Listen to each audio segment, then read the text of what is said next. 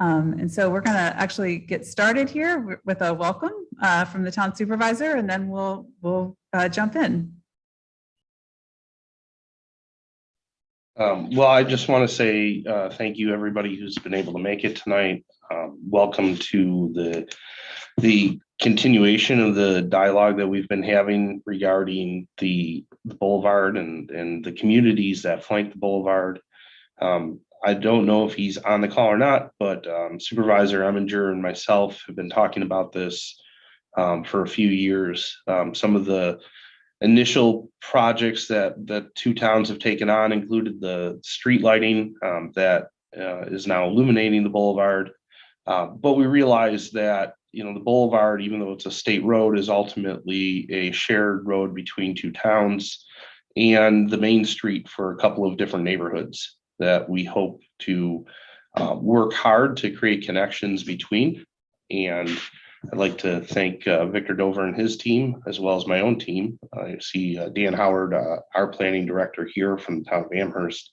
And I know Jim Hartz over in the town of Tonawanda has been active on this project as well. The two towns and their departments are excited to see the direction that the past week's worth of effort has taken. And we'll look forward to seeing your feedback. And thank you, everybody. Thank you, Brian. First, I'd like to just remind everybody that what we see tonight is draft work. I'll say that out again a little later on. What we're attempting to do is make some of the visions you've described to us verbally into visuals, so you can actually check them and see if we heard you right and if this is what you meant. So what's coming up is that we're going to explain a little bit about this plan, how it came to be, why we're here. We'll do a very quick recap of the process so far leading up to and through this past week. And then we'll show you drafts of those starter ideas. We're calling that the Willow Ridge Parkview Action Plan. And it's organized around 3 actions. We're going to ask you questions about those actions. And during the process, we're going to have a chance to get some feedback from you. Of course, you can type questions or comments or suggestions into the chat. We will also be asking you to pull out your cell phone and answer some questions using a text message response technique on your smartphone. So Elise and Amy will describe to you how that works when we get there. The soundtrack of the city, we have the first responders going by outside on Niagara Falls Boulevard. This effort is an amazing partnership, of course, between the two towns and as aides to the towns, our firms of technicians are working on things like, in the case of Dover Cole, the town planning and urban design aspects. Nelson Nygaard, our transportation engineers. Glenn Kellogg, our economist, is going to speak in a little while and share with you some of his findings and impressions from this week on urban economics. And we've been getting help from Bergman on the website and community outreach.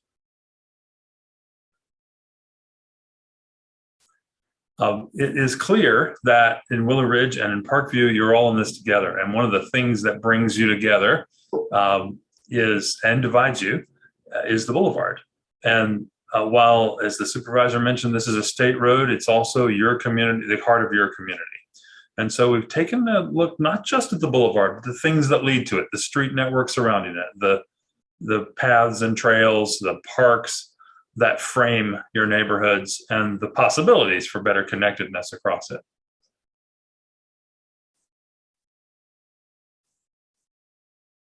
It takes a second for the slides to refresh, so I'm waiting until I know you can see them. We're going to look close up at some of the little details that make the big picture work or not work, like things like how the corner is designed or how wide the lanes are. As we get into the sort of technical engineering, nerdy parts of this, I think you'll realize that it's a game of inches, that a little bit of distance or a little detail can make a huge difference, especially if you're on 2 feet or 2 wheels, and even more so if your 2 wheels are side by side in a wheelchair. And you deal with tough weather conditions. We certainly are familiar and aware of that. And every year, new needs present themselves to improve upon how accessible the community is. we're going to look at some of the intersections, including at the one people mentioned to us most, the Ellicott Creek Park and Ellicott Creek Road intersections where they meet the boulevard. We're going to delve into some mysteries. There are some surprising mysteries on the boulevard. In fact, one of them is, where's the Crown Inn? We found it on Google Street View. Apparently it used to be there. Or maybe it's like Brigadoon, that little town that only appears one day every 100 years. But the sign is still there, and that tells us that that property owner hasn't given up on possibilities for that site. We've flashed these headlines a couple of times because every time we go back into the newspaper morgue or look online and ask, what's Niagara Falls Boulevard all about, we see more headlines about danger. About the efforts on the part of the two towns to get the attention of the higher authorities. And basically a conclusion that I can suggest to you has come to us in an almost unanimous chorus from your towns, is that the status quo is not good enough. That what's there, while it might have been right for a previous generation, is not worthy of your beautiful tree-lined streets and appreciating home values and your family lives and your sense of community as neighborhoods. And if we could fix this thing, the boulevard in the future would make a difference to the lives of everybody, not just those who are right up against it, but those who live blocks and blocks away or even outside in the region. So as we go back and forth between things that are close to the boulevard and things that are farther away, remember, we're looking for what it is that binds you all together. So we know that the towns have been, working on the issues of pedestrian safety, and town of Tonawanda and Amherst together did a study, and the main findings that the pedestrians were having to walk too far between signals and waiting and not having enough time to safely cross the road. And so they've started to address these concerns. There's also, the DOT followed that up with their own study, looking at existing conditions along the corridor and how safety could be improved. So all this has started and underway, and the lights that are out on the boulevard today are a result of that work. So, improving the conditions. But this week is about how can we move forward from that? How can we continue to improve along the boulevard, make it even better neighbor for the neighborhoods on either side. So that's how this study originated. And you see here the study area for our plan going from Interstate 290 north to the town of Amherst border, including the Parkview and Willow Ridge neighborhoods on either side. And the towns together wrote a project charter. And so in that, they outlined what they thought were the opportunities and challenges related to transportation, to land use, to open spaces and amenities. But their most important request was that the plan would serve as a document that portrays the future vision of the residents in the area. So that's been our charge this week, to reach out and find out, what the community vision is, and then illustrate that. So that's tonight. We have some illustrations, and we call them "What if?" What if this intersection at Ellicott Creek Bridge could be different in the future? So we, began to do some sketches, imagining how that could look in the future, how if the travel lanes were narrowed and there was a better connection for pedestrians and cyclists across the river. And so, started to draw these a little more vividly, adding some color, and then imagining the buildings. If after all those public improvements were in place, what might private property owners do in response? And so that's just a little preview of what we've got later in the presentation tonight. So I'm going to first just recap, the process so far and how we got to tonight, and then we'll have some more of those images. So we started off, about a month ago. We had a Zoom meeting, kickoff meeting, and had over 60 participants. And we also asked some phone polling questions on that night. And you can see here some of the answers we started to get. We asked, what was one word that describes the study area today? So you can see the bigger the words are, the more often they were said. And you can see words like busy and traffic, but also words like neighborhood and community. So, both positive and negative things were on people's minds. But then we asked, what was one word that would describe the study area in the future? And you see words like safe and connected and walkable all were voiced by multiple respondents. So this week we had a multiple events. The idea was to have a number of ways for people to get involved. So we had in-person meetings, we had online meetings. Here's some images from our Saturday morning hands-on session where we rolled out some base maps and did some brainstorming with the citizen volunteers who came forward to work with us. And at the end of the morning, we asked one person from each table to get up and tell us their big ideas. And you can see, you know, some of the things that we talked about at the kickoff, ideas about connections and safety came forward. There are also some new ideas, ideas about creating village nodes or gateways and areas where you could have, you know, some places that would be easy to walk along the corridor. Improving access to parks, having amenities within the parks for food trucks and programming. So these are all ideas that were important to everyone who came out. Then on Sunday, we went on a bus tour. So we got to actually go out and see together in person, you know, many of the ideas that were discussed on Saturday morning. So looking at where those trail connections could happen or where intersection improvements could be needed. This was really helpful for us to just learn from the community that lives in this neighborhood what is important and how the area could be improved. So on Monday night, we had a Zoom meeting, which was similar to the Saturday morning session, but instead of base maps, we gathered in small groups and talked over Google Earth and marked up the base map that way. And then, you know, similarly, we asked at the end of the night to recap the big ideas. You can see here from this group, you know, some similar themes are emerging. Things like improving crosswalks, increasing safety, creating a better built environment. So, you know, again, I think we've heard, you know, these themes come through several times. And so that's what's been directing the drawings that we've been doing. And we're real anxious to show them to you and get your feedback and reaction to see if we're on the right track. So after the Monday night event, we set up a studio space over at Dexter Terrace Elementary, and we were working through the week and doing the illustrations you're going to see tonight. We also, the doors were open, you know, throughout the days for anyone who wanted to drop by, and we were there Tuesday night a little later for folks to come by after work. But we also invited in some stakeholders during the week. So representatives from the university, the Chamber of Commerce, the county and towns, parks and trails and transportation experts, the transportation agencies, corridor businesses, and community groups, you know, all came through to see what we had started and give us some feedback. So the result tonight is a result of all of that input. So we're going to start with a quick poll. We want to find out who's joining us here tonight. So if everyone can get out their phones, I'm going to go through the instructions. They take a minute, but once you're logged in, you'll be logged in and can do you know, all of the questions that we have in store for the evening. So if you get out your phone and open your text messaging and you send the message Dover Cole 516, so it's Dover Cole 516 is the message, and you send that text to the number 22333. So I'll give everyone a minute just to get out your phone and do that and get logged in to be able to answer our questions.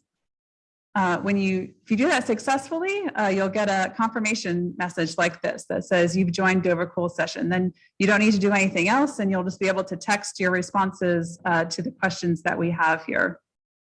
So I'm going to stop sharing my screen and let Elise bring up our first couple of questions.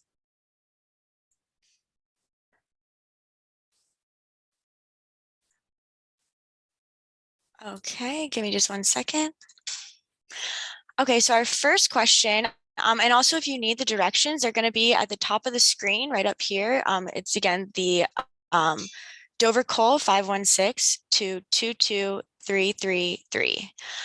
So our first question is, what is your primary interest in the area? So to put in your answer, you're going to either type in A, B, C, or D. A is I live in the area. B, I work or own a business in the area. C, I don't live, work, or own a business here, but I travel on Niagara Falls Boulevard frequently. Or D, other. And so we're going to go ahead and give it a little bit of time.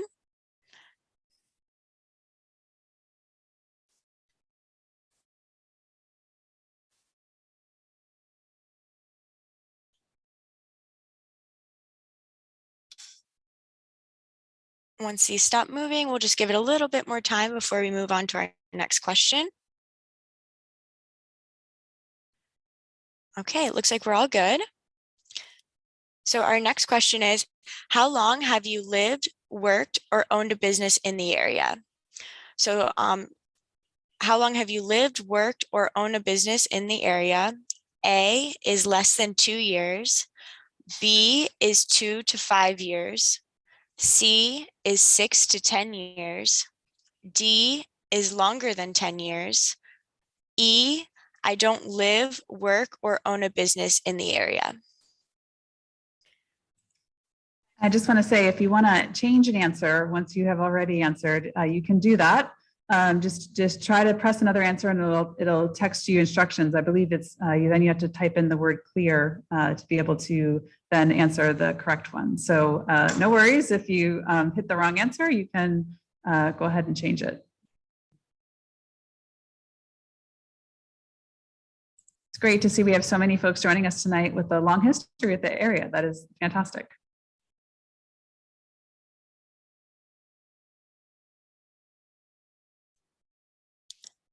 All right, so it looks like a couple people changed their answers. So I'm going to give it a couple more seconds.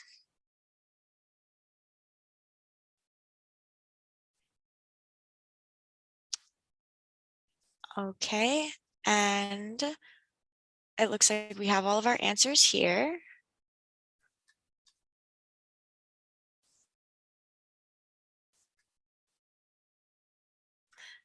Okay, and our next question is, how many Charrette events did you attend this week? So the hands-on session, the bus tour, design studio, etc. We had another virtual hands-on session. So how many events? A, none. This is my first event. B, 1, 2, sorry, C, 2 to 3, or D, over 4. Elise, what's a charrette? So a charrette is what we did this week. It's having a bunch of public engagement events, us being here, focusing solely on the project and just getting as much public feedback as possible. Was that a good explanation, Victor? Did you want to add anything? Oh, that's great.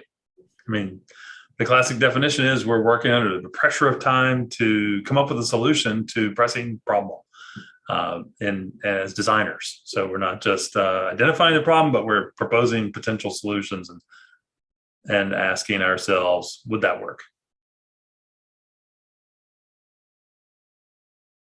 Lots of people that came to 2 or 3 events. Awesome. Yeah, looking great.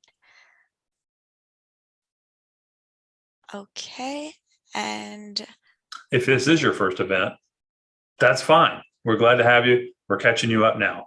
And by the end of this evening's presentation, you'll be completely up to speed with the folks who have been coming to everything.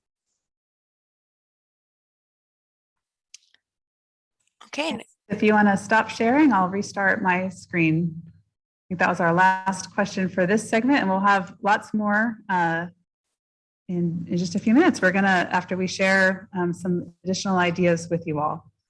One of those questions will be, is this work so far generally on the right track? So we're in suspense to find out your answer to that question.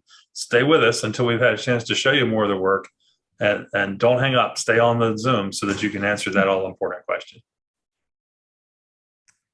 And so here's an example again of some of the work that was ongoing at the studio space. If you all dropped in, many of you saw this image. That was one of the events that you came to. And so again, it's the idea behind these images is we're reflecting those things that we heard at the community meeting. So for example, ideas for improved crosswalks, ideas for new shared use paths, ideas for new ways for pedestrians and cyclists to get across Ellicott Creek. And ideas for some small nodes of walkable centers along the corridor. So these are all ideas that came up during the week. And Victor, I'll hand it over to you.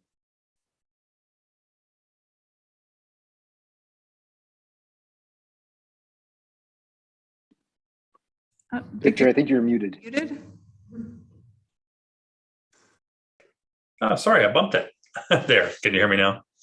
What we're being asked to do is summarize for you a vast number of individual little conversations and individual little lines of research, and also come back with some impressions as your consultants. In the end, our goal, our job, is to report back to the towns with everything we've learned from the public involvement, from looking and listening to the land, merge it with everything we can't help noticing ourselves as designers, and in the end, synthesize all that into our best advice to the towns as your consultants.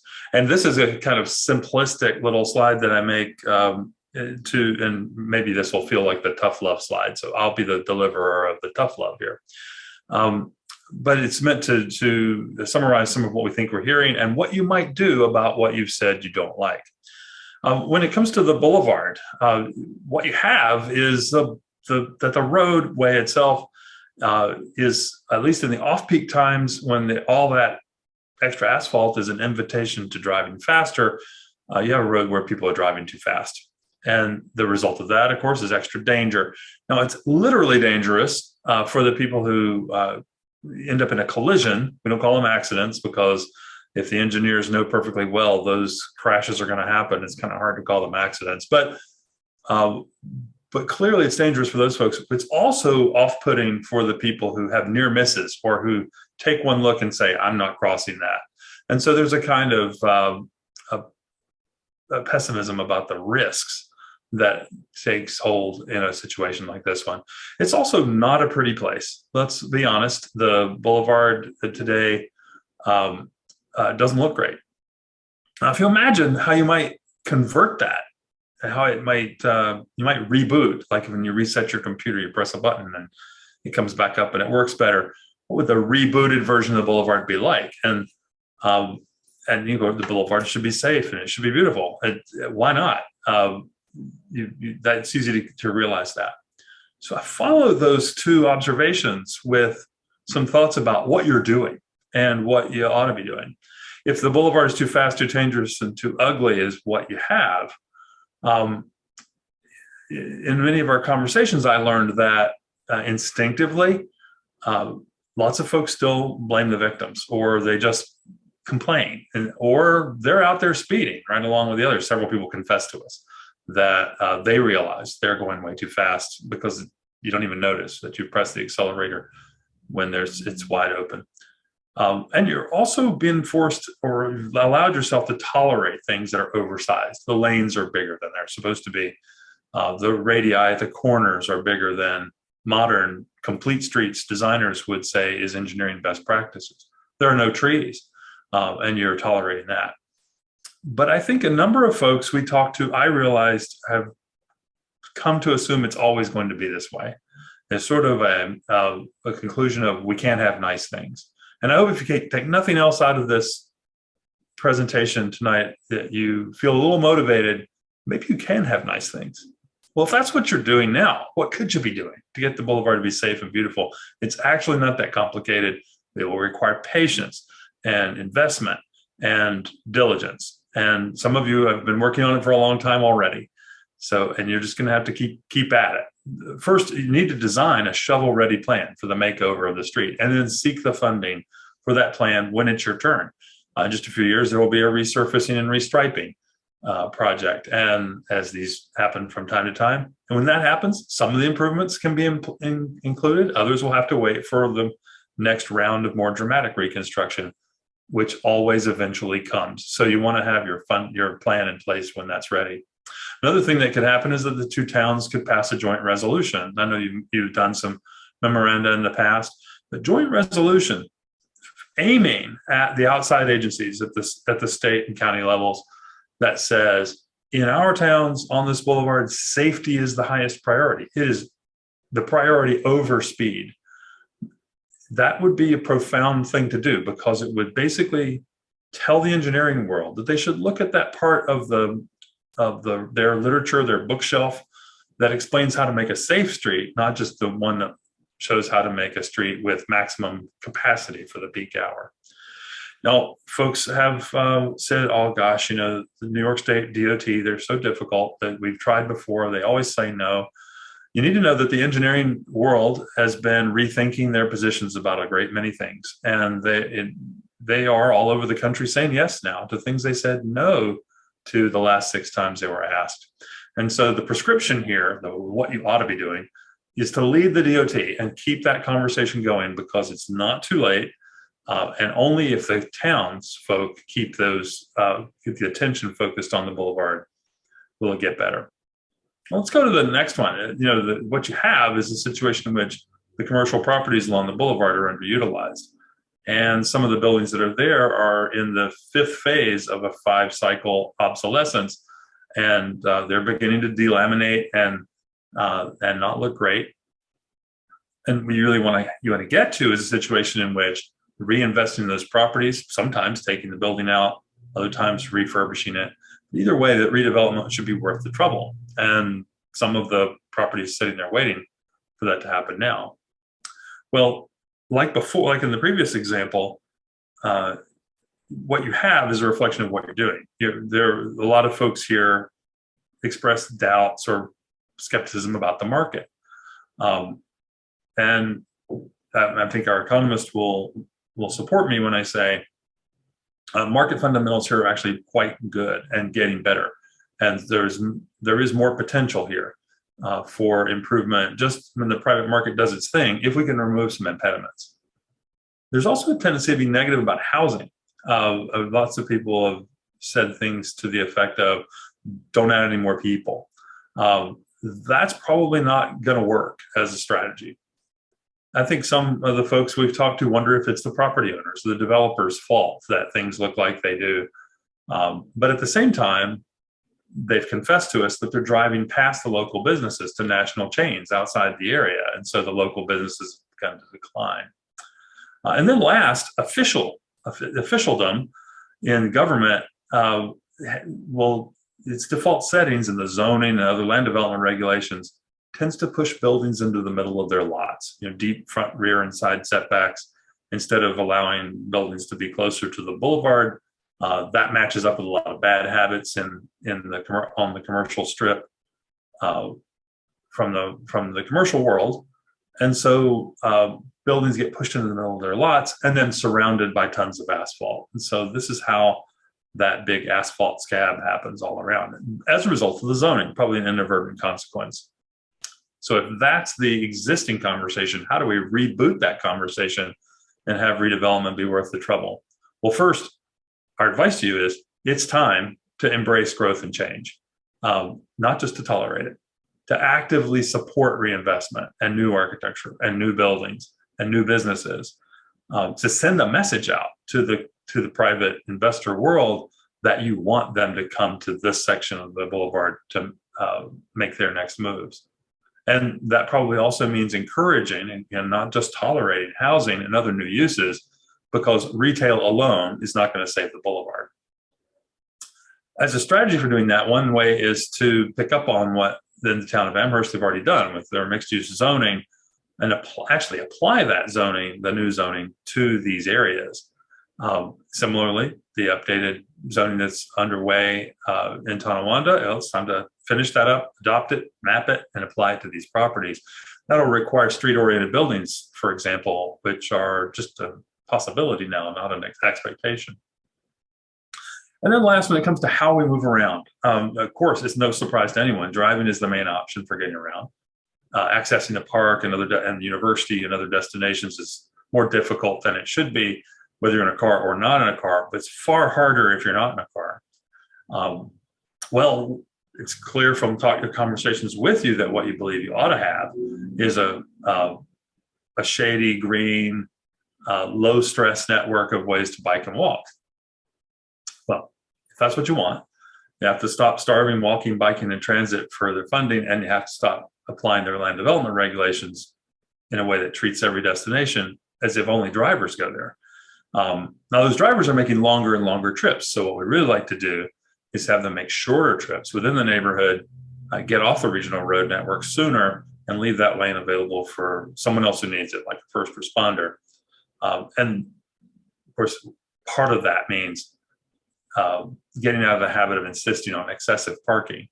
if your zoning is built around the parking requirements and the parking requirements are excessive, you're going to get a form follows parking kind of environment, and then nobody's going to want to walk or bike or use transit.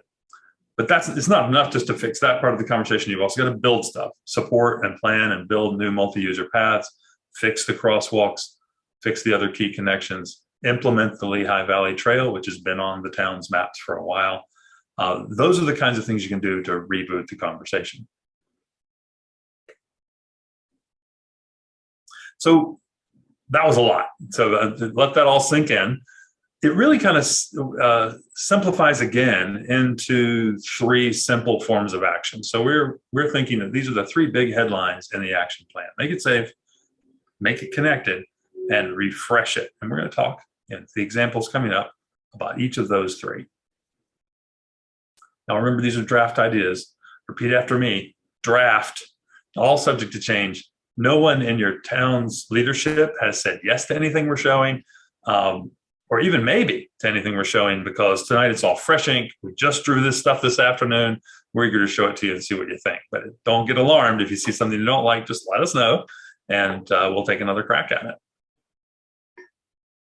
Oh, make it safe. Let's use a picture of the boulevard just to give a quick example. I talked about the game of inches in the beginning.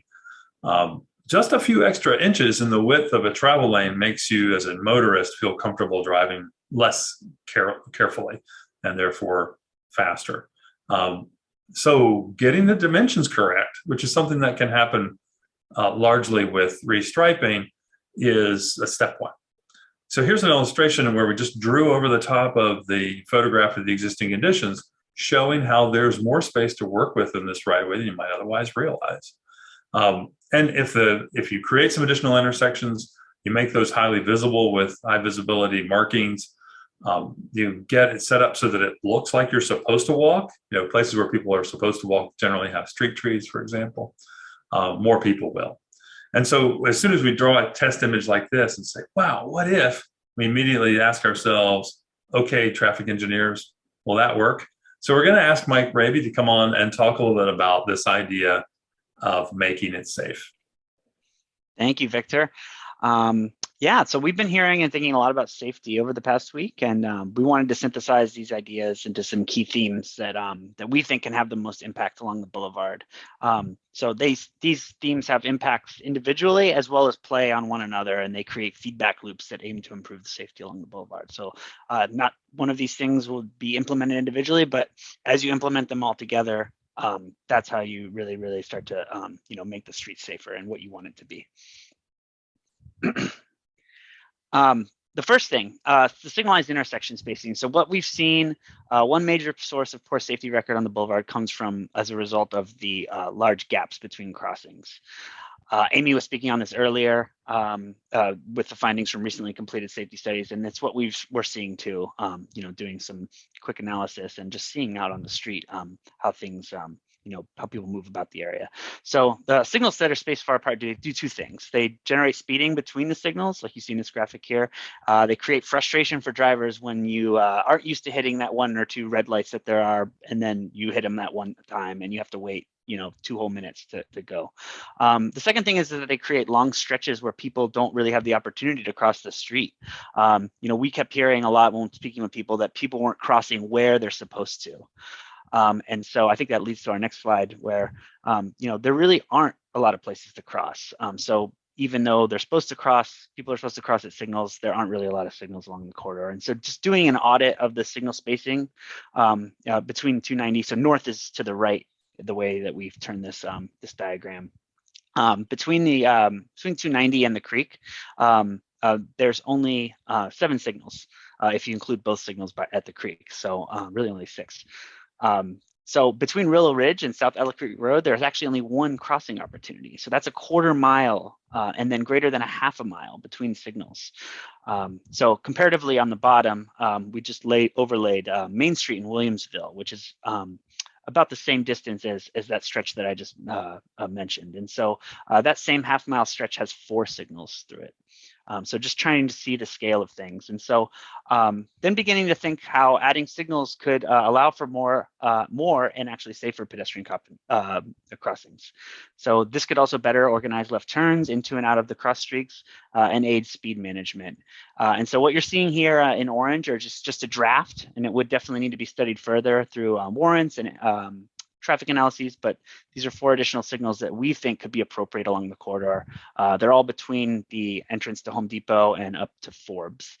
And some of these might not be full signals. Maybe they're like hawk signals, and I'll show a picture of that on the next slide. But those can provide safer pedestrian crossings too. These signals can actually be interconnected and coordinated to hit speeds of slower than what you are achieving out there right now. So the speed limit was recently reduced from 45 to 40. People still seem to drive faster than 40, just from our perspective. Not speaking personally, but Mike, can you clarify just for a second what the difference between posted speed and design speed or of course speed? Yeah, so posted speed is what you see on the speed limit sign, and that's what you're supposed to obey.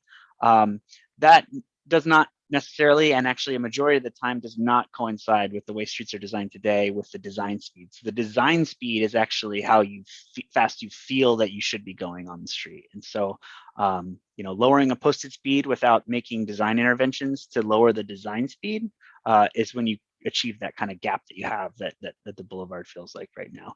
Target speed is how fast you want people to go. So, a street that you want to be safer. We'll actually talk about speed in a few slides here, so we'll get to that.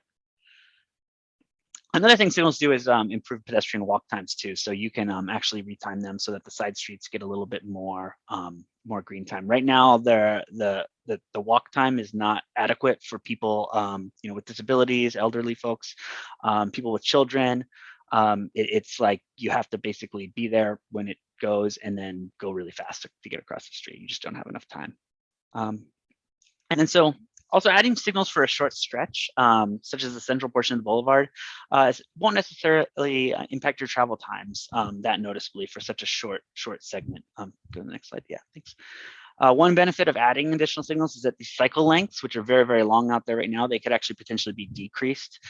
So that also aids in the benefit for pedestrians too. So when you think about the difference of just 5 miles an hour in an average travel speed for a mile and a half, and that's the distance between 290 and Ellicott Creek Trail, that's going to change your overall travel time by just 18 seconds. So this is just a generic graphic on the screen, just showing that, if you have to stop but wait shorter amounts of time, stop more but waiting shorter amounts of time doesn't really affect your overall travel time when it's relate to the entire part of your day. So you won't need to, adjust your schedules really that much. So on the topic of speed, as Victor was mentioning, some of the things we heard regarding safety along the Boulevard is the speeding on it. And so what we're seeing is the type of speeding that happens when there isn't a lot of congestion off peak hours, and it has a very detrimental effect on the environment for all street users, not just people walking, biking, but especially people walking and biking. Pedestrians, we call them our vulnerable street users. So drivers' peripheral vision, as you see on the graphic to the left, is constrained when you're going faster.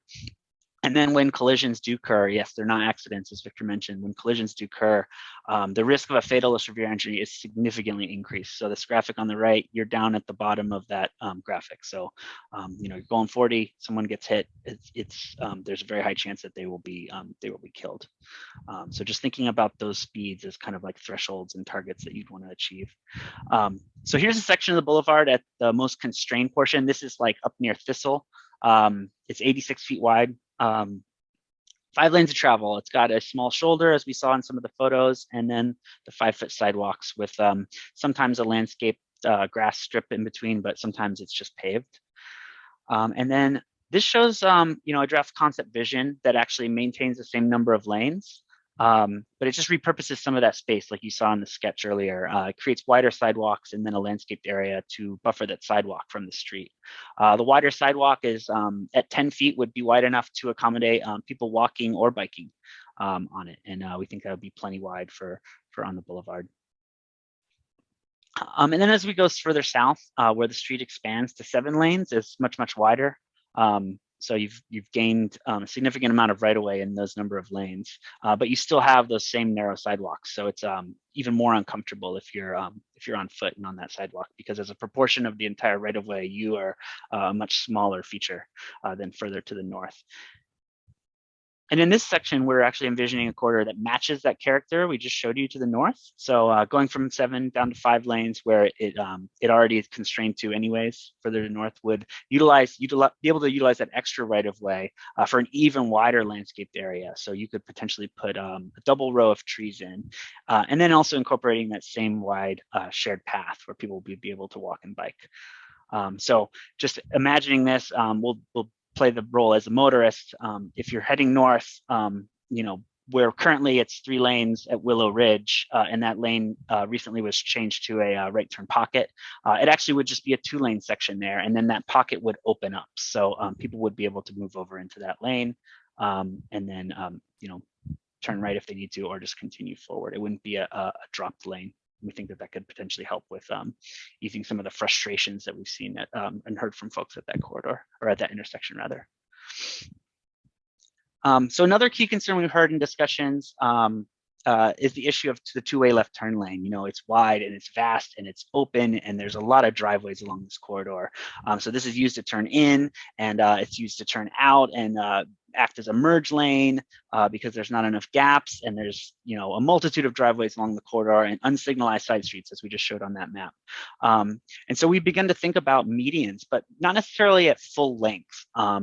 Medians at select locations can be at targeted locations can help to limit the number of left turn conflicts. So if there's a section where there may be a gap between driveways, you could think about implementing a median. Or if there's parcels with redundant driveways where there may be some driveways along the boulevard and then also driveways on the side streets, they could potentially be consolidated either as they are today, or if parcels are changed over time, those driveways can be eliminated. Just eliminating the driveway, it would do would be a safety benefit, but even adding a median too could help also. And so some of these, especially the striping treatments that we were just talking about, can be tested as part of pilot studies at low cost. So these are just some examples of painted curb extensions. So these could be into the side streets. We wouldn't do curb extensions into the boulevard because we're taking up all of the space already with travel lanes, but into the side streets can slow vehicle turning speeds, and you don't have to actually construct curb and do that. To do that, you can do that at a low cost. And Victor was mentioning earlier about the street was being scheduled for resurfacing in a few years, and so when the street is milled and resurfaced, that comes with a restriping, and so that could be an opportunity to just change the striping configuration to what we showed. You wouldn't have to reconstruct the curb. You could just have a wider shoulder and just some narrower lanes. And you wouldn't need to widen the sidewalk either. You can just test the striping only with that project, and it's basically a net zero cost because they would restripe it anyways. And that way you could preview a simple version of what the future street configuration can be, and see if and envision what that extra space then could go to in the future if you wanted to move that curb. Okay, so just to sum it up, the action steps that we have under making it safe, on the boulevard, as Mike was just describing, looking at those crossing opportunities, controlling the speed through street design, and looking at opportunities for access management to minimize the turns across the pedestrian and the new pedestrian and bikeway. Off the boulevard, looking at connections to a low stress bike network, and we'll get into that in just a few minutes. We're going to talk more about the trails network. And then Victor mentioned up top, one of the outcomes of this study could be a joint towns resolution saying that safety is the priority for this area, and that can help to set the policy for design decisions into the future. And so with that, we'll move on to the idea for Connect. And so this, came up a number of times at our meetings, and the towns have already a number of plans underway. Amherst, its Parks and Recreation Master Plan lays out potential future trailways, as well as in the LWRP planning. The town of Tonawanda has a proposed complete street network that has a number of trails. So we, zoomed in and we're looking at our study area here, in the orange lines you see are the existing trails through the area. And then we envisioned a whole network of potential future trails. Here you see the yellow lines. So, this came up a number of times. How can we create loops and better connect the neighborhoods together with these existing trailways? On this next map here, you can see they're actually separated into, different types of connections, on-street connections, off-street connections. The green lines are those lines that came from the previous, planning work that's already been done for the area. So taking this all together can really create an interconnected network. And so, we've got lots of opportunities here. And so that's this sketch that I showed, as up at the beginning, the area at Ellicott Creek and Niagara Falls Boulevard is, one of the key places where all those trails come together, but yet it's difficult to make the connection from the park across to the trail on the Amherst side, and opportunities for a new trail on the north side of Ellicott Creek Road. So, how these can all fit together here. I'll bring on the labels so you can see all the different things that are being shown in this image, but really it's about, making those connections in this area and connecting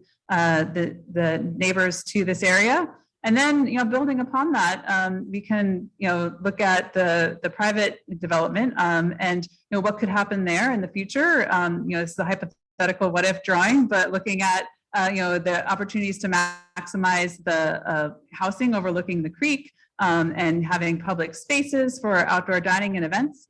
Kenneth Garcia from our office worked on this. And Kenneth, I'm going to ask if you wouldn't mind unmuting yourself and just share a couple of thoughts. I'm curious if there's anything surprising that you found in the existing built conditions as you were doing this.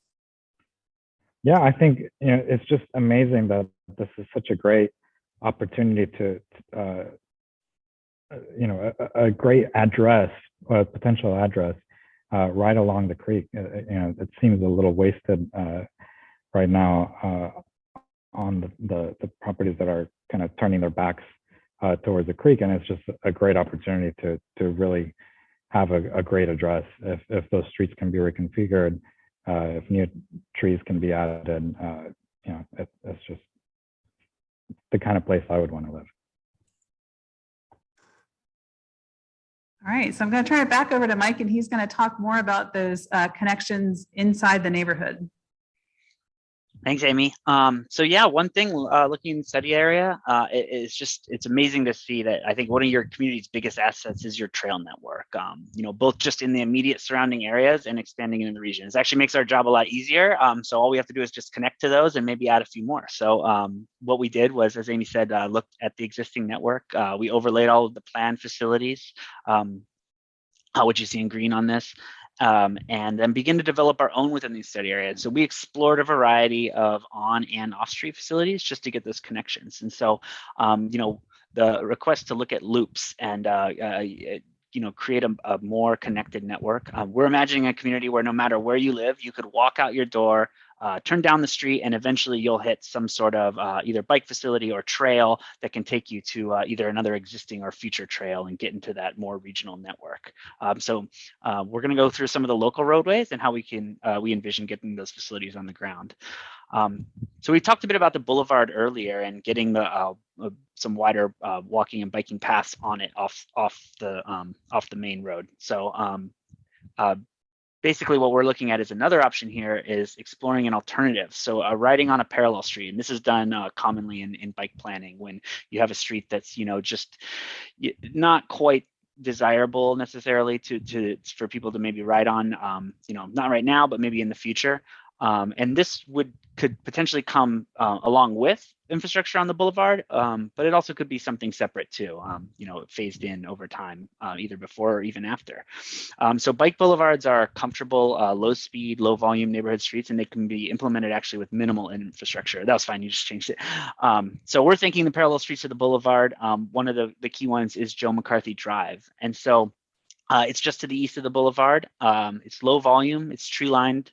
You see in that picture, and it's residential in character. It's got very low volume because it doesn't really go anywhere. It actually dead ends. There's parking allowed on most of the blocks. It's not necessarily parked up like you see in the photo there, but actually when people are parked on it, it actually is a key feature of a bike boulevard. So, if some of the parcels end up changing on the boulevard that warrant some demand for on-street parking, that can actually help the traffic calming features that you would want in a bike boulevard. And so it actually wouldn't take too much to turn that existing portion of Joe McCarthy into a bike boulevard. If you go to the next slide. So you can see people on the left. All you need to do is put some stencils down and maybe add some signage and wayfinding. And like I said before, try to get more people to park on it actually. And so people can ride on the streets on streets that have 1,000 to 2,000 vehicles a day, no problem. Just for comparison, the Boulevard carries in upwards of 40 or even more thousand vehicles per day. So we're talking about like 40 times more vehicles. And so at its northern extent, Joe McCarthy actually dead ends, but there's a paper street that we've been looking at all week long and trying to think about. It continues to the north all the way up to South Ellicott Creek Road. So this paper street actually could provide a full connection to the creek as a complete alternative for taking the boulevard through the a vast portion of the study area, over half of it actually. And so this could connect to the existing, to the creek and the overall trail network if it were turned into a shared use path. And so that's what you see on the right here. So we're envisioning it not as a built out full scale roadway, full service roadway, but potentially as a shared use path with conservation easements on both sides. So it's 60 feet wide and, a path through it would leave you a lot of space to have, reforestation or some sort of green features.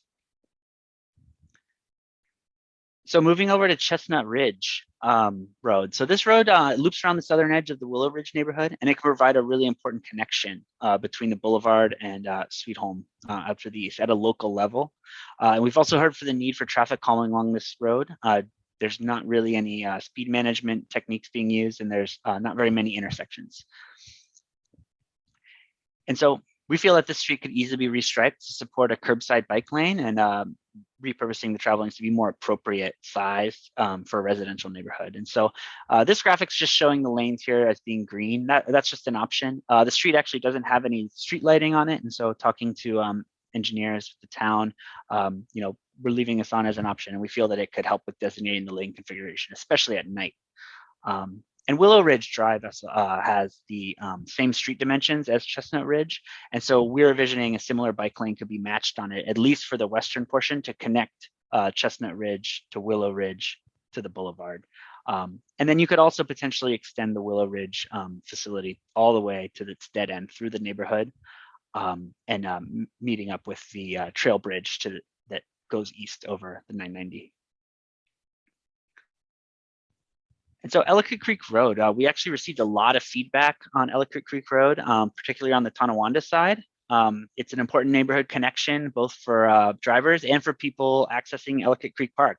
Basically, if you want to get over there, you have to cross Ellicott Creek Road at some point in time. So currently the roadway doesn't have a curb, and it's pretty wide from our viewpoint for a neighborhood context. It's got shoulders on it.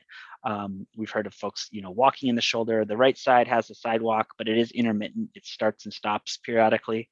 And there's also no path along the creek on that side. So the concerns for speeding and the need for safe crossing into the park led us to recommend right sizing this roadway to give it more of a neighborhood feel.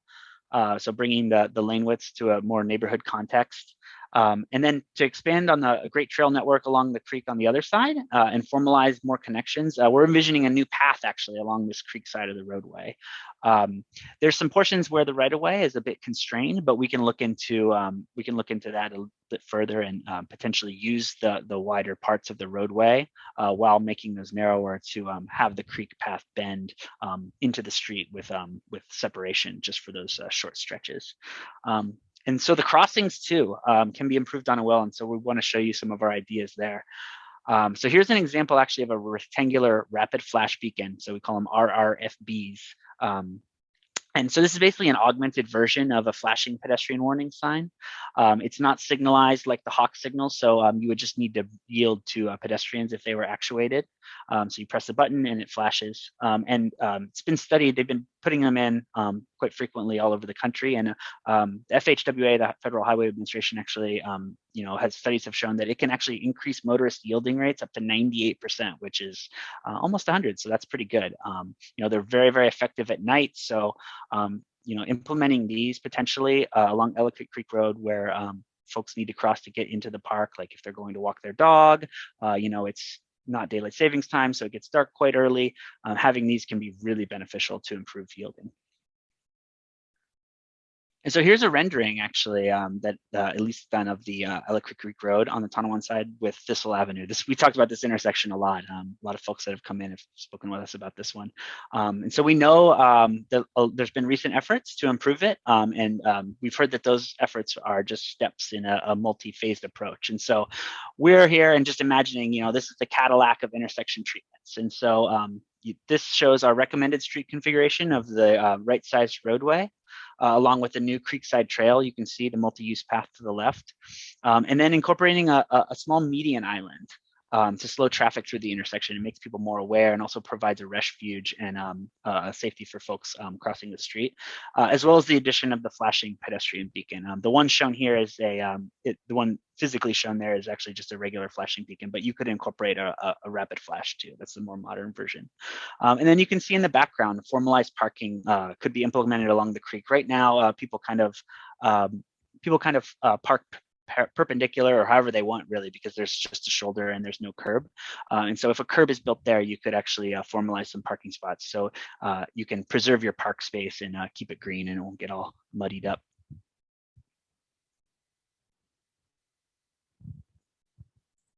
So just to summarize the actions under Connect, expanding the network of trails and parks and greens throughout the neighborhood. Some of those key intersections, like the one we were just looking at how to make those improvements, calming traffic through the neighborhoods and incorporating bike lanes and bike boulevards on key streets. And for the last action, Victor, I'll turn it over to you to talk through Refresh. Well, when an address has had a heyday, a golden age, and there was a golden age of the automobile out here on Niagara Falls Boulevard, and places like Anderson's and Ted's grew up and became fixtures in the community during that period. But sometimes an address starts to lose luster, and it's important to re-inspire and to give people confidence that those places can once again be great. And usually that means adapting to changing times, changing consumer preferences, re-upping things. I have a couple of pictures here showing you boarded up buildings and vacant, recently cleared sites. The signs are up for this is for sale or this is for lease. This is evidence of a pregnant situation, an opportunity to do just one of those refreshes.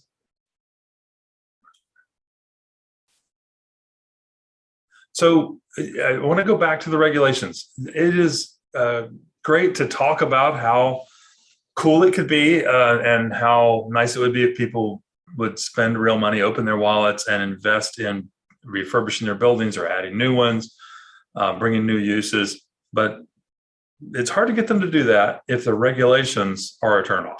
And the old world of suburban isolation, in which everything is pushed farther apart from everything else, all the land uses are kept separate, all the parking is made plentiful and free.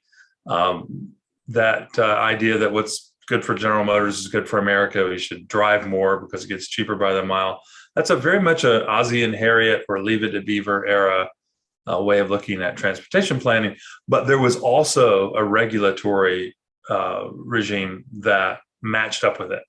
And so now we're at a different time, an experience economy, some people talk about. It's great that the town of Amherst has begun to rethink its rules and encouraging mixed uses. For example, the town is doing this. They have a whole suite now of new tools in their regulatory toolkit that can be used to undertake one of these refreshes, allow things to be legal that have for a long time been illegal. But it's important to note that while these tools are in the toolkit, they don't yet apply to our section of the boulevard. There's kind of like a floating zone in Amherst that you have to ask the town to pull down and apply to your parcel. And it's hard to get one individual property owner as a small parcel to do that.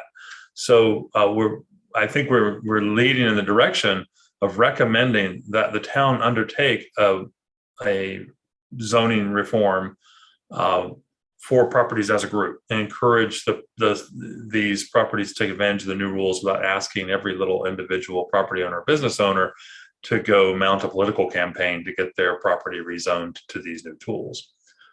Now, in Tonawanda, there's also a similar process underway, in which they're updating the new zoning districts. They have a new code update underway, and it's time to wrap that up and apply it to these sites in particular. It's the big opportunity, really. So we thought we'd look at an example site that is right where the two towns meet. This is in Amherst, but it's where the Puppy Island or dog park component of Ellicott Creek Park is accessed and beloved just across the bridge from that point where Creekside meets Old Niagara Falls Boulevard. So several components that you can see here. And I'll just do a quick description, and then I'll also ask Eric Pate from our office, who worked on this, to add his observations. If you see the bridge going across the creek, and then you see the parking lot where people park to go to the dog park, people also use it as a trailhead to start a walk with their dog, or take a bike ride, or a run, or a walk along the edge of the creek. And then you see the diagonal coming in of Old Niagara Falls Boulevard, which kind of ends unceremoniously in a not so poetic way in the intersection. And then there's that guitar pick or candy corn shaped building you can see with the white roof that's there. And like a lot of the other buildings along the boulevard, it's one story. It's getting some age on it. It's not one of the oldest ones, but it's definitely one of those places that eventually, if not soon, the property owners will say, I bet we could do more with that. So what if? Starting to look at how the street network might be optimized to take advantage of all those kinds of things that Mike and Amy have been describing under the Connect theme. And this illustrates, for example, of making that space where you see your neighbors and you park and head over to the island with your dog. If it felt more like arriving on the land side in a great public space, and less like just being in an asphalt parking lot. There'll be just as much parking between the on-street spaces along a realigned Old Niagara Falls Boulevard and Creekside, and in parking spaces as there is now. But it wouldn't look like a parking lot. It would look like a public space and feel like that, with interconnected paths, places to plant trees, green. So there'll basically be a landside experience that goes with your Puppy Island experience. That would start to put opportunities together for people to fill in new buildings or add to the buildings that are already there.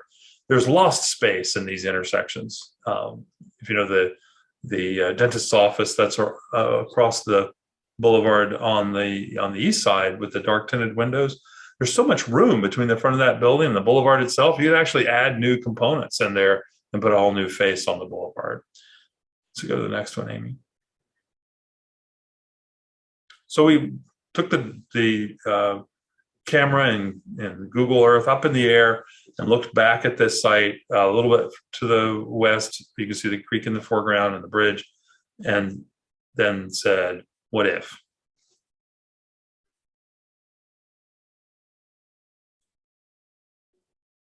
It's still coming in.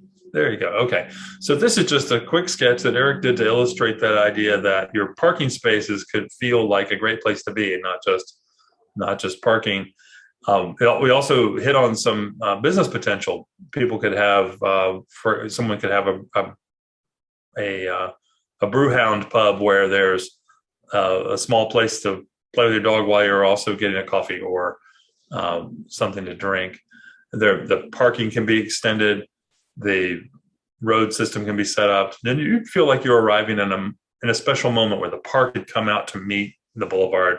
And of course, adjacent to that and overlooking that are opportunities for new development, for housing, for example, on the west side of that block that overlook the creek.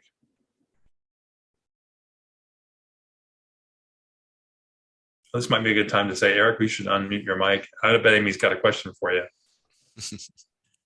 Eric, I think, one of the conversations we had this week was what happened to all of that parking that was where do you park if you're going to go to the dog park? Yeah, that's a great question, because it is such a popular spot. It's so well loved.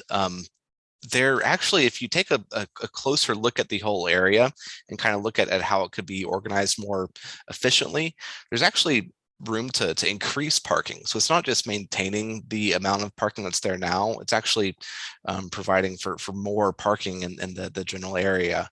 It's just done in a more village kind of oriented way as opposed to a parking lot.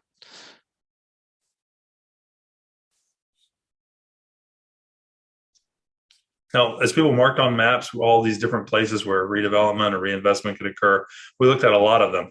And one of them was down in the area where the old Walmart was located, on the south side of this parking lot, and the Home Depot is located on the north side of it. Today, the Asian market occupies part of what was once the Walmart. And so Sue Zhang from our office started a what if sequence for this. Really, this just says we realize that just as Walmart was once here and now isn't, that properties like this will change over time. And so if you're ready for it as a community, you can push the change agents in the direction of the kind of place you'd like to be. So one of the what ifs we asked was, well, given that this is a vastly underutilized space, not just in the buildings, but in the parking, and given that you've talked about implementing the Lehigh Valley Trail, what if we made a special place here to connect to it? And of course, remember how big this property is. This site is so large. You could put half of the city of Florence, Italy, during the Renaissance in this parking lot. It would all fit in there. It's that big. It's one of the world's largest supplies of parking. You can actually see it in a photograph of the Earth from space. So if some of that land would be reclaimed and some of the asphalt peeled back and some of the land put to work for more things, what might it look like? So it may be a little tough to see in the initial image, because we're going to zoom in on it in a little bit. But the first thing is to just activate part of that space outside the buildings. To implement a place where there could be outdoor dining and markets and food trucks and lanterns and string lights and picnic tables outside the Asian market. Give people a reason to come there in a social space, not just a sell space. And then they started thinking, well, over time, there's more of that building to be reused. Things can be added to it. Old parts of the building can be reused, remodified. The garden center can be turned into a useful outdoor space. A conference center was suggested as one of the possible uses. So you'd have a large expo-sized area where you could have gatherings on tables with a lot of people, or you could have expositions. Here's a what-if image that Sue did to illustrate the area just outside the door in the parking lot of what's now the Asian food market. So over on the left is the door to the part of the Walmart the Asian food market has now.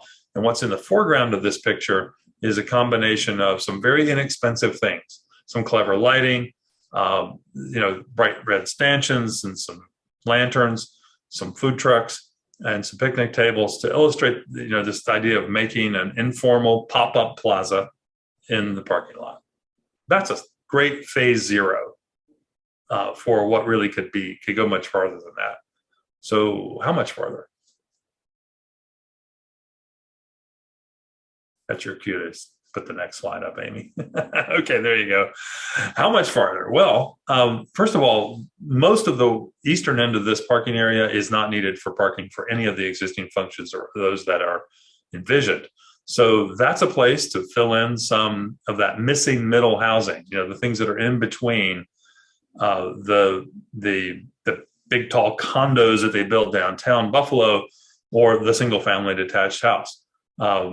The kinds of housing that are needed by empty nesters as they age in place in the neighborhood. They might want to stay with their friends, their congregations, but they need more kinds of housing options like row houses or duplexes or small apartment buildings. There's the possibility of building a hotel here. If the expo center or the conference center and the Asian market and an emerging kind of town scene are coming up around what was just phase 0. Well, phase 2 might look like filling in more of that lost space. And the possibilities here are quite endless because we don't know when Home Depot and businesses like it will more dramatically change their formats. We know that they will because of all the movement to online shopping, to order fulfillment, and so on. So as that store begins to change and where the parking becomes available for other things, this is a chance to build the village on the lost space without trampling on any of the surrounding neighborhoods to do it. So there's a interesting option here for imagining the live-work combinations, for example, that shorten commute trips. So the possibilities are vast. The time frame is long. This may be the 100-year plan, for example. In planning, we look a long way out in the future because we want to make sure that you're not inadvertently foreclosing the possibilities. So before we leave that and go over to the Tonawanda site, let's take a second to talk to Sue about what she found on the Asian market site. Sue, you want to unmute and just and say hello? And I think Amy has a question for you. Sure. Yeah, sure. Thanks, Victor. Yeah, so I think my biggest inspiration is the parkways in Buffalo. And I think that's just such a brilliant and simple idea. It's just put a lot of trees and a lot of green space.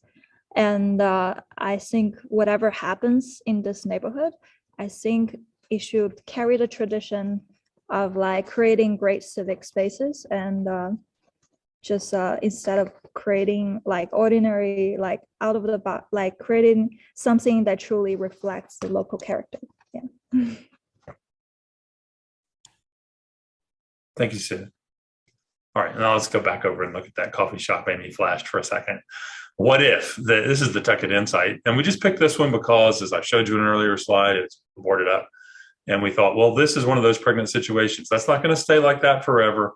The Holiday Inn Express has been successfully implemented just to its south, although people aren't happy about the Holiday Inn Express because it's situated so close to their houses. And partly that's those deep setbacks and some of the bad habits about putting the parking out on the road.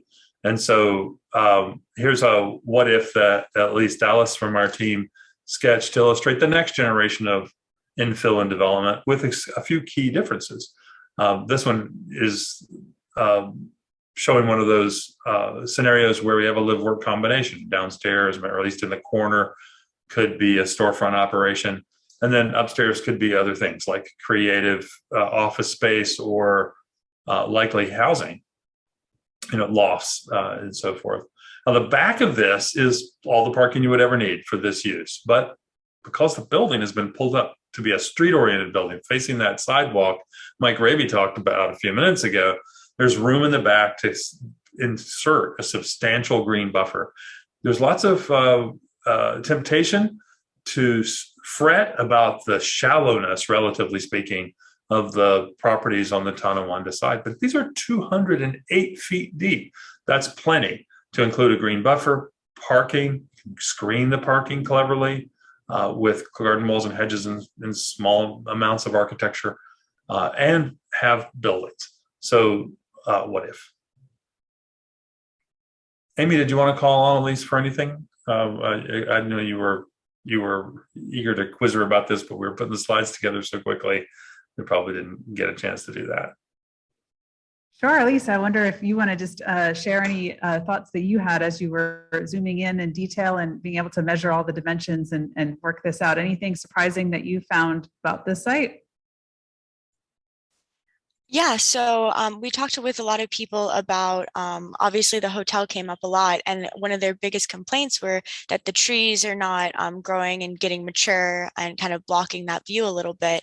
And while partially it might be water or winter, a lot of it also is just how much land a tree has, and having more green space allows them to get mature. And it was really surprising to see, how much green space you could really fit on one of these sites, allowing for those mature trees. I want to just quickly remind everybody, we didn't get to talk to everyone. We wanted to. So a drawing like this was done without having a chance to have a conversation with the owners of that property or the Tuck It In operators. We haven't had a chance to talk to them about it. So don't hold them to something like this, even if you love it. but do encourage them to get with us and we'll explain it a little more carefully. Again, all this is draft. So refresh means going back and checking again those old assumptions that the market is, in decline or the region is in decline, and we can't have nice things. Well, I sent our friend Glenn Kellogg to go question those old assumptions. Glenn, what do you want to tell us about what your findings have been this week? Okay, well, I'm going to talk about my economic analysis that goes back to touches on some of the things we talked about earlier, and then kind of goes deeper into, are these things you're coming up with feasible? Like, is this possible financially? Is it possible? You already talked a little bit about the zoning, but there are financial implications and like logistical issues with changes in zoning. So how does this play out? Could a developer actually do any of this stuff? So I want to start talking about an opportunity. I want to start talking about some good news of things that we can leverage that we've talked about before, and that's population growth. That Erie County grew in population in the last decade and is projected to continue growing at a healthy, I think it's 0.7% annually. And what that means for this area is that within this study area, there is demand for, I figure, about 30 to 50 units per year in this area. That's not a lot, but it's enough for any of these small projects to find a sufficient market to build off of. And if you go to the next slide, and the other exciting news about that was that the change in households is shifting and expected in upper income households. So that means that these are going to be people who have the means to buy quality products. If you go to the next slide. So another opportunity is actually the supply of underutilized land. If you go to the next one. That this can be seen as an obstacle, perhaps, but to a enterprising developer, this is the raw material for their trade, right? That you can't. It's places like this, as Victor said, that are pregnant and ready for things to happen. Next slide, please. So, that area is ready for change. So, in other places, similar conditions have been experienced before. Rockville Pike, outside of Washington, D.C. in Maryland, at one point looked very similar to this. Rockville, by the way, is where, although I spent the last decade in Rochester, Rockville is where I grew up. So I know growing up that we'd cruise the Boulevard, and the Congressional Shopping Plaza looked very similar to some of the things that are on Niagara Falls Boulevard now. Currently, and DC is a completely different situation. The economics there are tremendous. The demand is insatiable, and the rents are high enough to really support construction. But this is the kind of thing that's going into those shopping centers now.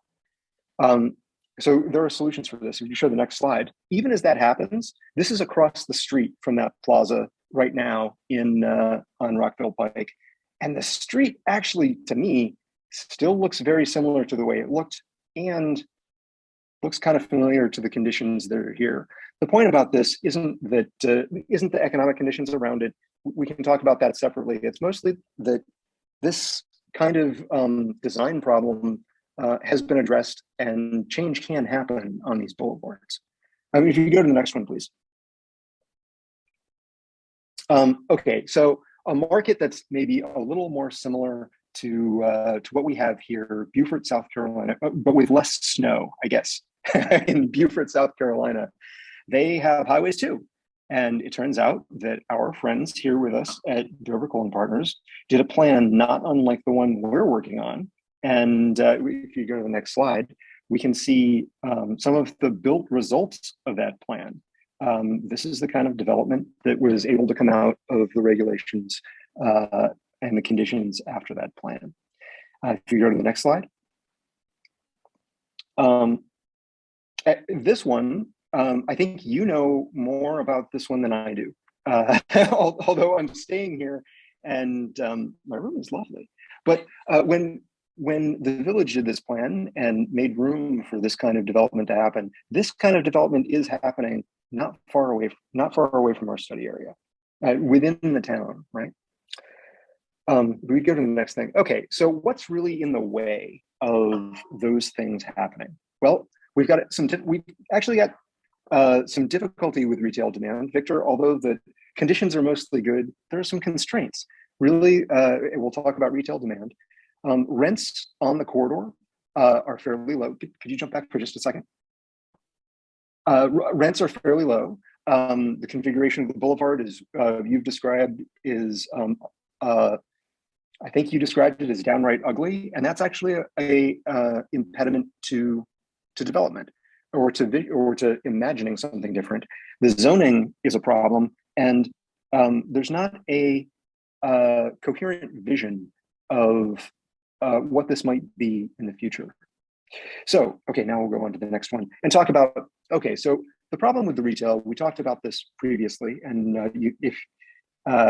if you're a long-time listener, you may have heard me say this before, that the economics of this area and trade boundaries don't follow the lines drawn by our study area. So we traditionally look at a 5 and 10 minute drive time to better assess market opportunity. If you go to the next slide. And in this case, what we find in the 5 and 10 minute areas is that this area attracts retail sales from farther away, making it difficult to justify very much in the way of new retail sales or new retail services. So the regional retail right now is being drawn, and this makes common sense to you, I think the regional retail right now is being drawn to the facilities south of the freeway. So look, this means that it's hard to justify new things on the corridor, but let's move to the next slide.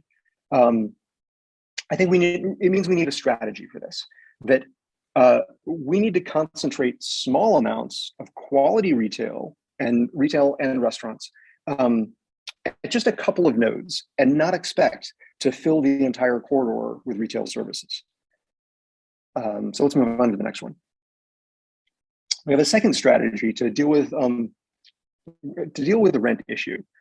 One of the problems with the rents is that to capture rents that justify new construction, we need opportunities that compare the larger area not to the rents that we find in the immediate study area and on this corridor, which are relatively low.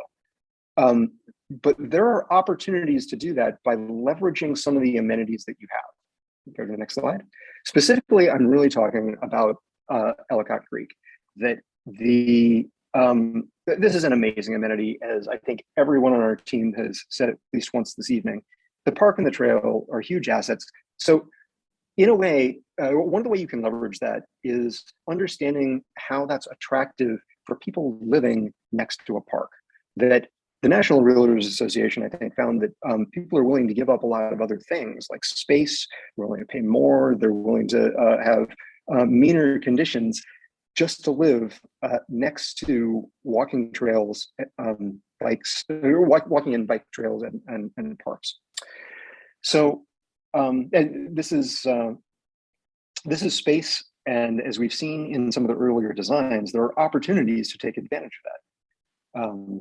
My father, by the way, somebody else, I think Kenneth said in drawing this that it was a place that he would want to live, and my father pronounced recently that his final retirement house, he's retired 3 times, but his final retirement house will face some body of water. And I couldn't help but think about that as Kenneth was drawing this, and this really charming opportunity.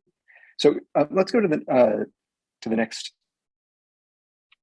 slide and say that I don't think that those designs are really pie in the sky, and it's been done other places close to here. A local example from the Rochester area, you're likely familiar with some places where communities have leaned into their waterfront development and are in fact defined by it. Like that was Fairport, and here's Pittsburgh, another local example from the Rochester area. If you go to the next slide, you can go to Lock 32 Brewery and have a beer while you face the water. And oh, I got these in the wrong order. But the next slide after that, you can see that both of these communities really leaned into their access to the water and turned it into an amenity that supports businesses there. So you've got Lock 32 Brewery, where you can go and sit under the string lights outside and have a beer and look at the water and huddle next to the fire pits because it snows in April. The same sort of strategy of leaning into the water can be used both at the Creekside development and also at the Puppy Island thing. Behind the scenes, we were calling this Puppy Town.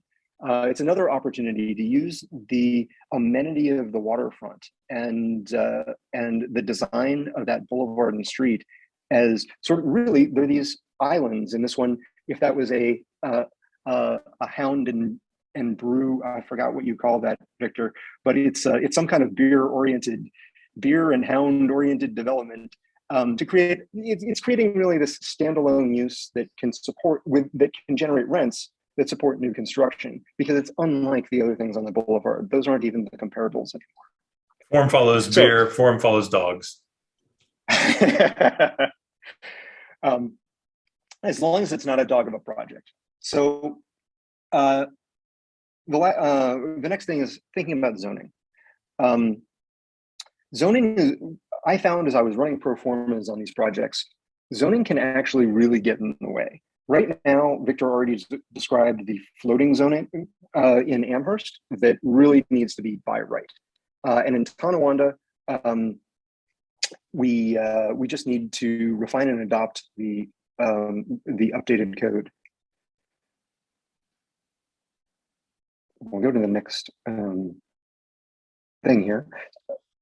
So going back to, I think it's the, can you go to the tucked in slide? I was going to describe, so as I was running an analysis of this, developing this parcel in any way was barely feasible under existing zoning. It struggles to, the zoning makes it really inefficient. But this proposal works with a small amount of retail related to we're thinking the coffee shop could be related to the Holiday Inn next door. And then the Creekside development is just up the street a few feet.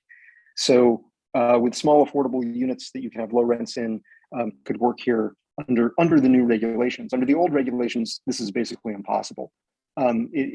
Aside from, no matter where you put the building, the old regulations prevent the efficiency that you get with being able to just do some good design. So the big issue there is the setbacks and the lot coverage. Is that? It's the setbacks and the lot coverage. And the parking minimums. Actually, you're actually allowed to build higher stuff under the old code, but under the new code, you don't have to provide excessive parking. The parking requirements are right-sized.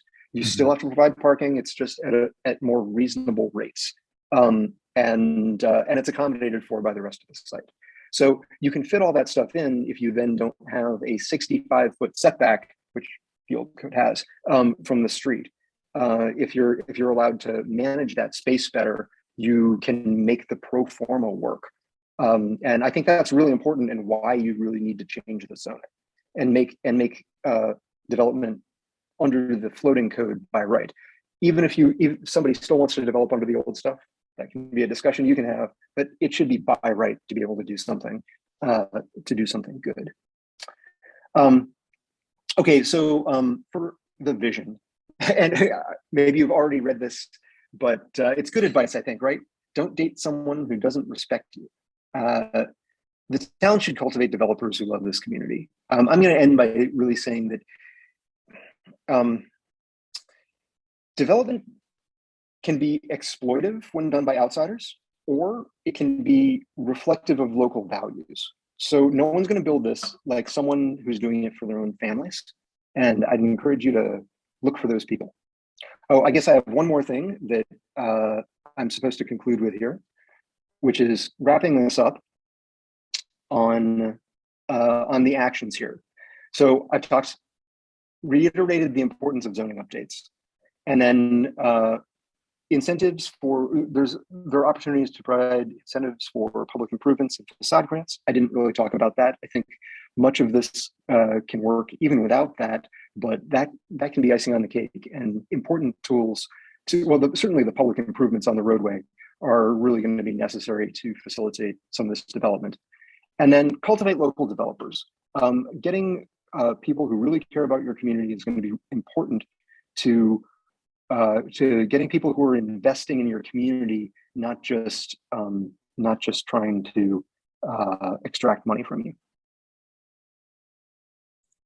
Okay, so we've said a lot, and thank you everyone who's, it seems like we have everyone still with us. So thank you for staying on this long. We're now getting to the fun part. So curious to get your thoughts. Again, if you already texted earlier, you don't have to redo this, but if you did log out, the way that this works is that you open up your text messaging and send the message Dover Cole 516. You send that text to the number 22333. And if you do that successfully, again, you'll get this confirmation. So you're sending the text Dover Cole 516 to the number 22333. And Elise, I'm going to stop sharing and I'll let you take over and run through our questions about the draft images. Awesome. Thank you, Amy.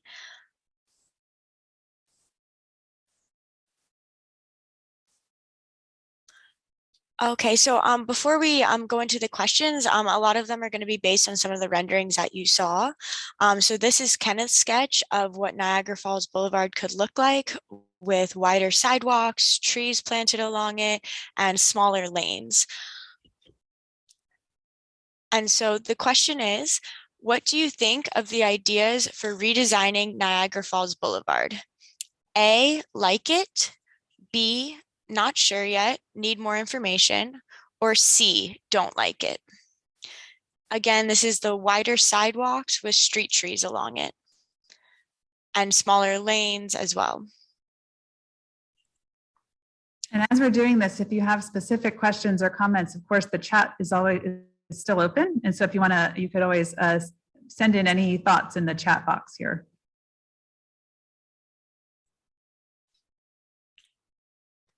Awesome. And it doesn't have to be all of the ideas. It could just be one idea, like the larger sidewalks or smaller lanes.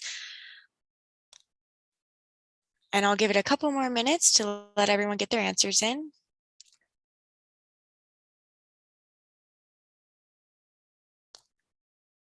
Okay, looks like, and if you need to change your answer, again, you can either retype the answer that you wanted, or you can type clear and then the answer that you wanted. And it'll send you a message if you just type in another answer with instructions, or you can type clear and change your answer. Looks like we're on a roll with Kenneth's one little red pencil sketch. Maybe we should probably just stop. Supervisor Colput, should we ask the rest of the questions? All right, well, we'll try them. Keep going, Elise. Okay, so we'll go ahead to the next one.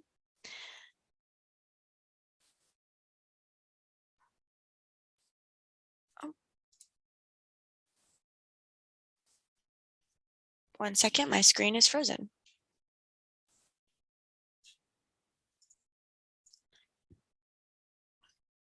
Okay, and so this is about the Ellicott Creek Bridge and the pedestrian crossings and the trail-oriented development. So this is, again, Kenneth's sketch with the bridge and a new pedestrian bridge added on with more trail crossings and a redevelopment of the other side of the creek. And so the question is, what do you think of the ideas for expanding the network of safe pedestrian and bike connections with trails and street improvements? A, like it. B, not sure yet, need more information. Or C, don't like it. Again, the question is, what do you think of the ideas for expanding the network of safe pedestrian and bike connections with trails and street improvements?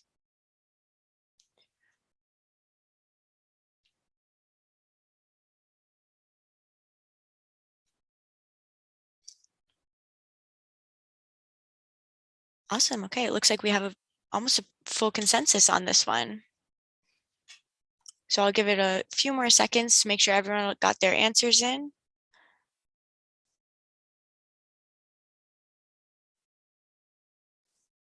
Okay, looks great. So I'm going to go ahead to the next one. Okay, so the next question is, what do you think of this idea of connecting the trail system at Niagara Falls Boulevard and Ellicott Creek? A, like it. B, not sure yet, need more information. C, don't like it. So this is the trail connections that we would be making at the intersection of Niagara Falls Boulevard and the bridge, right where Ellicott Creek is and the entrance into the park.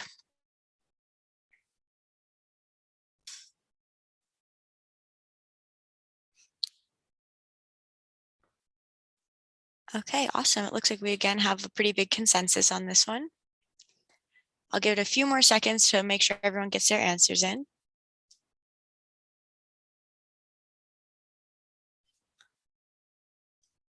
Okay, great. So we're going to go ahead to the next question.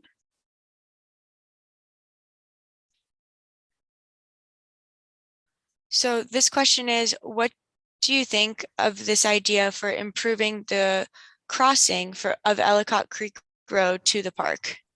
So this one, I think we missed the image, but it was that image that we saw earlier of the crossing at Thistle into Ellicott Creek with the little median. And if anyone doesn't remember, we can bring that back up. But I think it was that, so let us know in the chat. But the idea specifically was about the crossing into Ellicott Creek on Thistle Avenue. And the idea of putting the Mike, help me out here. The rectangular rapid flashing beacon. Do I have that right? RRFB, yeah, rectangle. You got it. Great. And then the median too. Yeah, that's the other kind of key feature of that.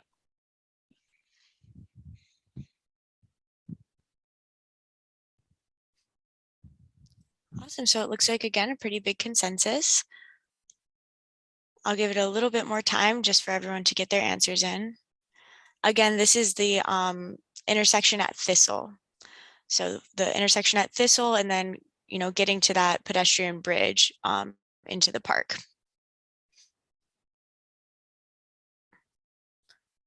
Awesome. Okay, so I'm going to go ahead to the next question.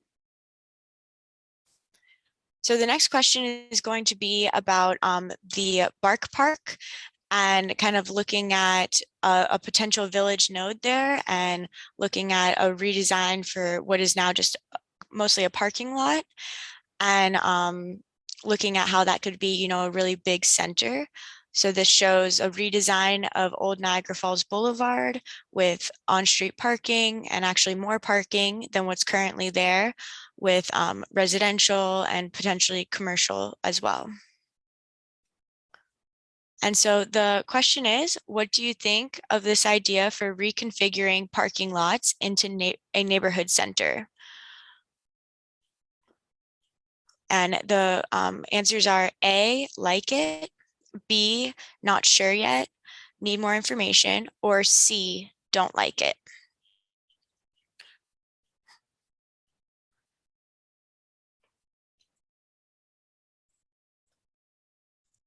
A few more not sure yet on this one. So we'll have to, we've got a few open-ended questions coming up that you can tell us your thoughts about that. Or also, again, in the chat bar, if there's things you have questions about, that'll help us as we refine these ideas.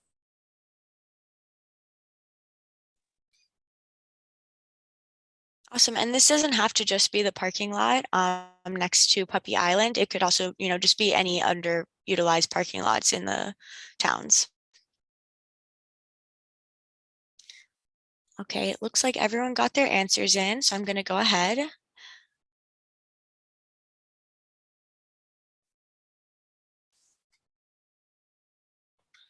Okay, so this is the site with the Asian market and the Home Depot, and looking at maybe adding in trail connections to the power line easement to the right, and finding ways to, better connect to the neighborhoods surrounding it. So the question is, what do you think of this idea for adding connections to the Asian market / Home Depot area to and from the neighborhood? A, I like all of them. B, I like the pedestrian bike connections. C, I like the vehicular connections. D, I'm not sure yet, need more information. Or E, I don't like this idea. So there are some more answer choices here, so take your time to read through them. Hey, Elise, is this one where they should pick just one answer, or are they pick as many as they agree with? It should just be one answer. All right, thank you. Mm-hmm.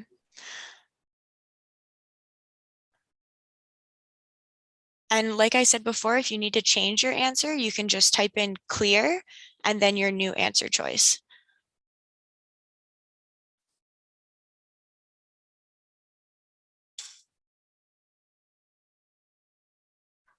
And again, like Amy said, if you have any, comments or questions, you can just put it into the chat and we'll do our best to answer it.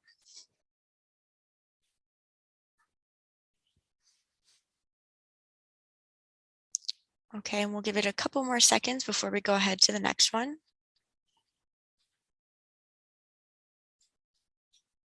Okay. Okay, and so this is kind of, like Victor said, this could be 100 years into the future, what kind of this parking lot could look like one day. So this is, like I said, the Asian Market Home Depot parking lot with higher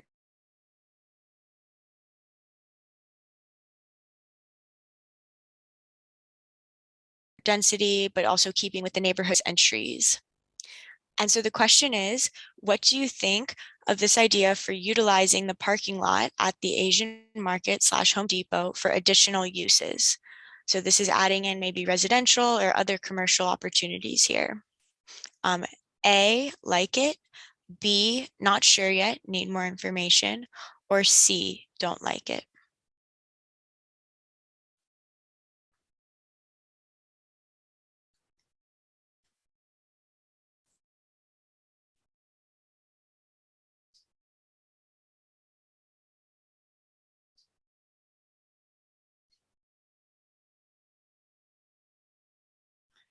Awesome. Okay, so I'm going to give it just a few more seconds because it looks like we almost have all of our answers in.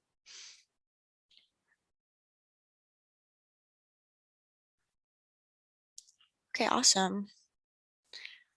Okay, so this is a short answer question. So you can go ahead and take a minute and write in your short answers and they'll appear on the screen. So the question is, which ideas discussed tonight were most exciting to you? We know we have one more answer B to add to the question before, so we'll do that. Yes, we can add that.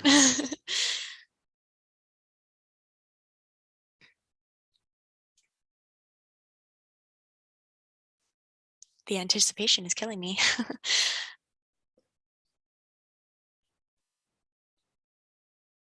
right, so one vote for Thistle Avenue.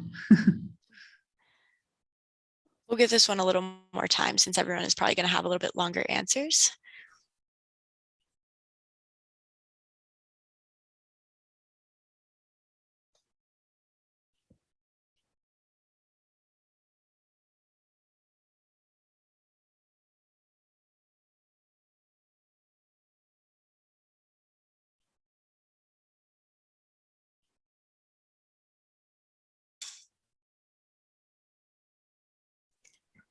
And looking for more ways to get people to participate in and engage in these kind of planning efforts. We try a lot of different techniques, and this, using your smartphones and giving you a chance to see one another's responses live and in real time is one of them. Just like the in-person bus tour or our little sessions where you're leaning in over maps with markers are all there. We also have the website where we post information. You can re-look at things that went by too fast on the screen. We have on the website, we've placed surveys, so there is opportunity to fill in more detail about what you're thinking. There's also a contact us channel on the website, so that if you sit up in the middle of the night with a big idea or a big new question, you can send it, and the team at the towns and in the consultants groups will all see your questions. So don't hold back over the coming days as you start to digest all this, including whatever your neighbor just wrote in there through their cell phone that you're reading on the screen live.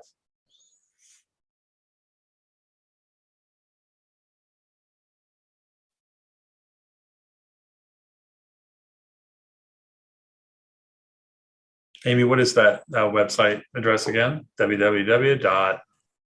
connectingwrpv.com. So again, the WRPV is for Willow Ridge Parkview. It's an abbreviation, connectingwrpv.com. And while these are coming in, I can also cover the next steps, and I can bring this up, and we're finished as well. But the next steps for us is taking all this feedback and working on a draft action plan. We're working towards that to have something ready by this summer. In the meantime, the town is going to be looking at having some additional stakeholder meetings. So if you have ideas for who should reach out to, let us know. And I'll bring up at the end Kim Amplement's email. So she is the one to contact with any questions or ideas, or if you have ideas for anyone who didn't participate this week, but that we should reach out to and get them involved in the process, please reach out and let us know your thoughts. Oh, and she just put her email in the chat as well. Awesome. So I think we're going to go ahead. It looks like the answers have stopped coming in. So we're going to go ahead to the next question.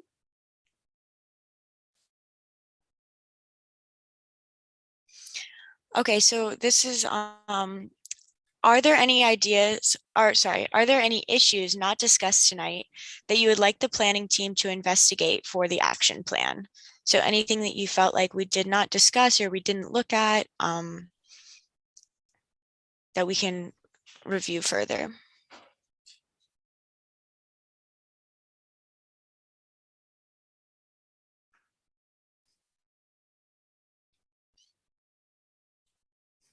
Now, it will be tempting to write War and Peace, or write a novel here. Just a few words, just give us an idea of something that you mentioned to us earlier in the week, but we didn't get around to highlight it in the presentation, or where we left a big hole in the information. So if you let us know what you think needs an extra look, we will dig deeper.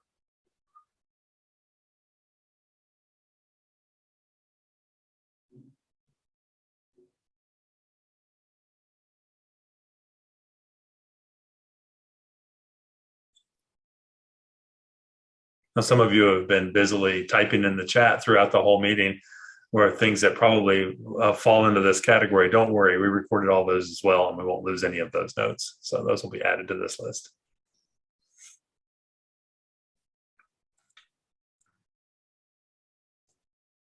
I think we just have one final question after this one. So this is, we're getting very close to the end. So thank you everyone for staying with us this whole time. I think I've been looking at the attendance numbers, and it looks like we have about the same number as we had at the beginning. So thanks y'all for staying on, and it's been really great to get your feedback this way. And on the website, I just want to mention as well, this recording will be up on the website after tomorrow. So if you want to tell your neighbors, tell your friends, if there is just a certain part that you thought was most exciting, they can fast forward to it once the video is posted.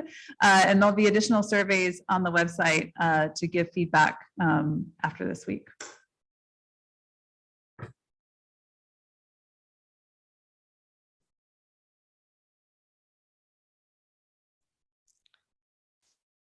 Okay, it looks like just about everyone's gotten in their answers, and also you can put it in the chat as well if you felt like you didn't have enough time to type. And we're going to go to our last question. So based on what you heard tonight, is the action plan on the right track? A, yes. B, probably yes. C, maybe, need more information. Or D, no.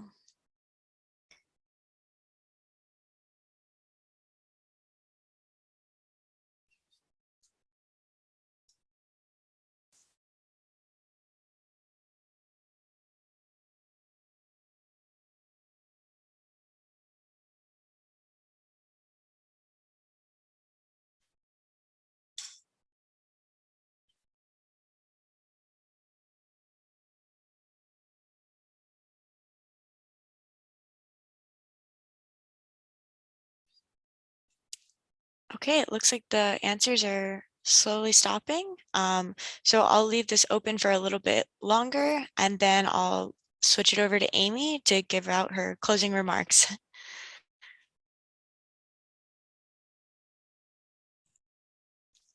All right, great. And then, at least if you want to stop sharing, I can, again, bring up that last slide just with those next steps that we've already talked through.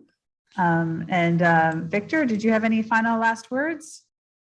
Well, I have to say I got a chuckle when John Radens posted in the chat that watching these things come in was like waiting for the Arizona election results. That was pretty good. Well, we're trying to think of a way to get people to type faster, but that was really funny. Let me just say, last thought for tonight is that communities get the places that the planning for their places that they deserve. So by attending, by participating, by paying attention to this effort, you make it easier for the towns to put resources and attention toward this. A great old friend, the late Dan Carey, once famously said that a community worthy of the name should never deliberately set out to create less than what it considers ideal. If you think about that, that's why we're asking you about your aspirations, because we want to make sure you aim high and you have an idea what you really want it to be when it grows up, even as we have so many small steps and small things that will add up to be that. And so your help this week gets that sort of plan in place. Supervisor Culpa, would you like to give a benediction? Sure. So first, I want to thank everybody who was involved again, who's been involved and who will continue to be involved.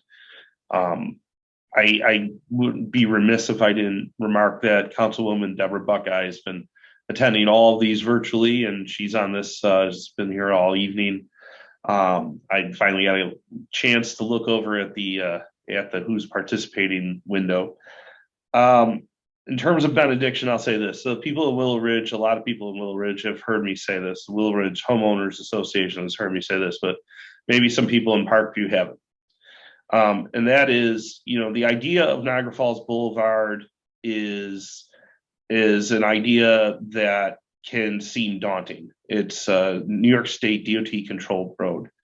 The bottom line is, in Amherst and in the Williamsville area, we've already shown that a community can take the future of its state arterial into its own hands, can put together a plan, can seek funding and implement that plan. It's a process, and it takes the community to get in back of the project.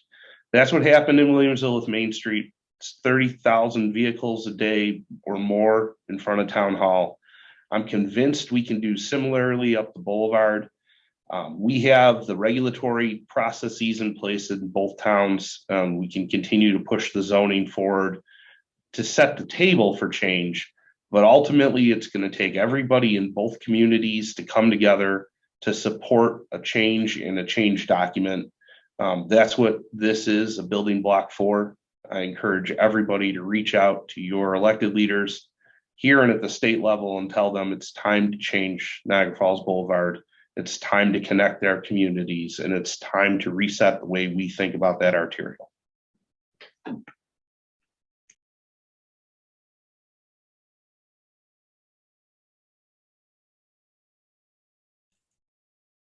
Okay, thank you so much. So with that, I think we'll leave you all for tonight. Thank you all for attending, and we will be in touch soon with updates. Please check back to the website. Thank you. Thanks, everyone. Thanks, everybody.